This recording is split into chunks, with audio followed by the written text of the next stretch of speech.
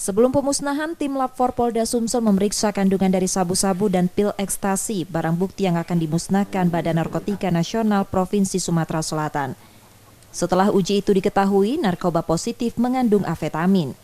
Lalu sabu seberat 10,3 kg, 47.300 butir pil ekstasi di blender yang cairannya dibuang ke parit. Ini kita memusnahkan barang bukti ya. Jadi kita musnahkan barang bukti ini tadi saya sampaikan 3 jenis ya, ada sabu, ada ekstasi, dan ada ganja. Nah, untuk kasus-kasusnya sudah saya sampaikan kepada rekan-rekan semuanya, ada 4 kasus gitu ya.